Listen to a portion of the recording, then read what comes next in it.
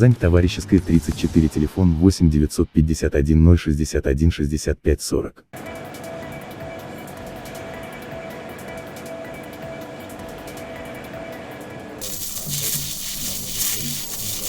Защитная маска, проверка оборудования и металл готов плавиться в их руках. В этом учебном классе Горьковского судостроительного завода проходит переобучение слесари и крановщики.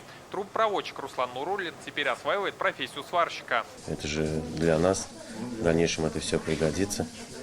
Даже если мы не будем работать на этом предприятии, я уже буду востребован в другом.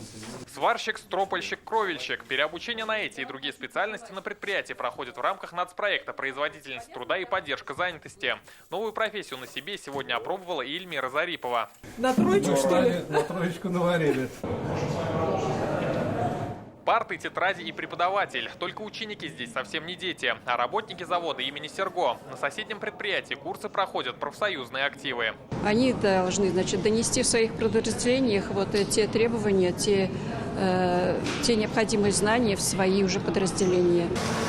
Сегодня на предприятии обучение проходят 120 работников. Еще 50 человек его уже завершили. Занятия проходят по нескольким программам, среди которых управление производством, эффективность персонала и охрана труда.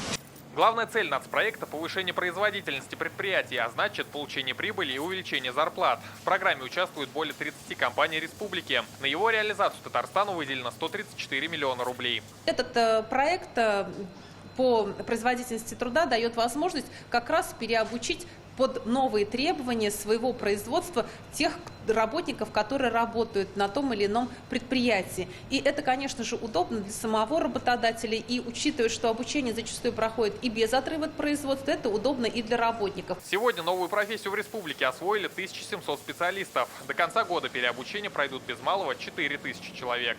Рамиль Галиуллин, Игорь Романов, ТНВ, Зеленодольский район. Смотрите все новости дня, программы и фильмы в наилучшем качестве на YouTube-канале ТНВ. Подписывайтесь.